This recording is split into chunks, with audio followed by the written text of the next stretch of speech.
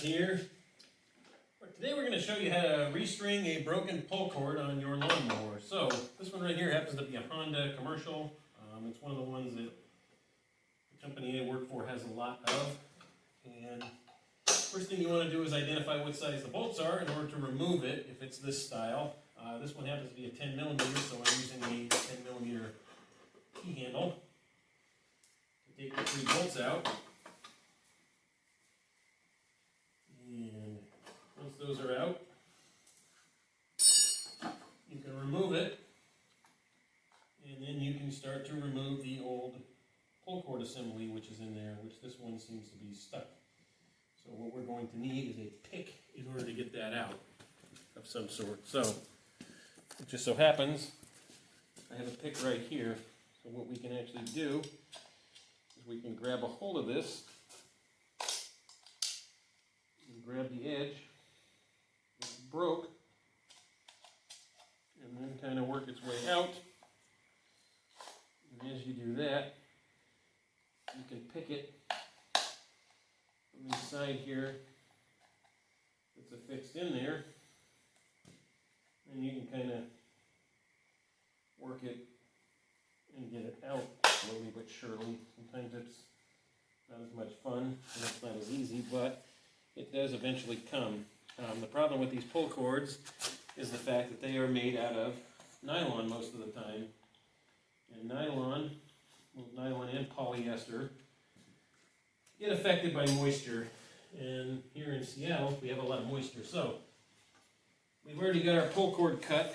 Normally, like this one being a zone start like this, you'll want about 5 to 6 feet of pull cord, sometimes 7. So when I do these, and when you go pick up your pull cord at the store, you'll normally scorch the ends of these. Like this is scorched right here. We get a good shot of that. And you can just kind of feed it through. So what I like to do is I like to take mine. I will take the end that's the smallest. I'll go through the handle first. And then what I'll do is I'll tie a knot. And the other thing too that's important to know is that most of the time on these, the parts store which you go to, if you say I have a Honda Commercial, they'll have a pretty good idea what size you need. Or it's best, if you don't know what size you need, bring a sample of it down. They can match it up. Pull cord comes in a lot of different sizes. But then we just kind of, you feed it through the loophole here. And when you get it through that loophole, you can actually get it. The new cord will be somewhat tight, and then you can feed it the rest of the way through your area which you need it. You tie a knot on this side, and once you've got your knot on this side, you can place it. We'll get a better view of this here, but you can actually place it in the area where it needs to go and set it in there just like so. And then what you'll want to do is you'll want to twist it, and you'll want to find this piece right here. This is actually where it comes out at and where you spin it around at. So this is the trick. You want to take your pick again, and you're going to want to pick this line out. Okay, so what we've got here, we've got the cord pulled through. Now what we need to do is get this through this notch here. So what we got to do is we kind of got to work it through. I went and grabbed the flathead screwdriver.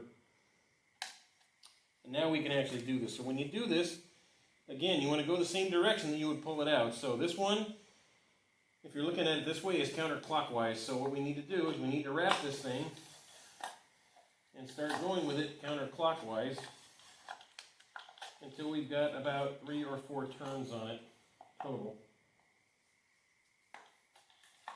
And then what we'll do is we'll actually straighten this like so. We're going to hold it there. If you notice, it's all bound up. That is normal for this to happen that way. But it's best to just kind of let this work its way through, like so. if you need to, you can kind of pull it through as it needs to come back.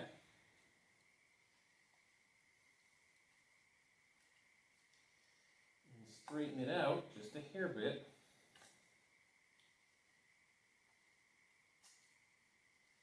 So that it actually will go through in a correct orientation so that you can actually work it and work its magic. Now, what I oftentimes have to do on these is pry down with my flat blade, like so, in order to work the knots through, because what will happen with these on this particular model, and believe me, something like a Briggs & Stratton is much easier to work with in the long run, because you don't actually have to worry about these knots. A Briggs & Stratton, the full cord board, is a little bit smaller, and it doesn't require half the amount of force as one of these normally does. But once you get all the knots kind of worked out and worked through, it's pretty straightforward from there.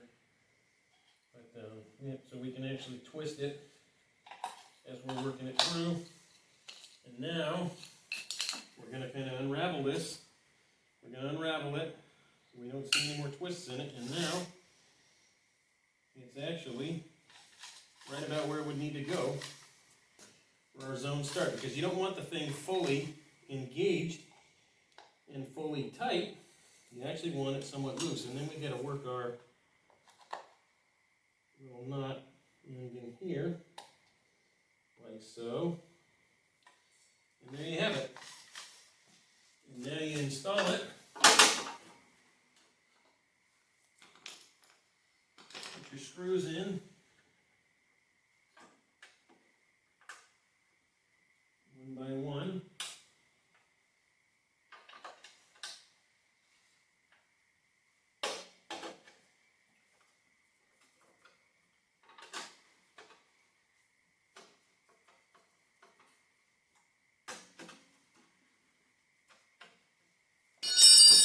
You can bring it up.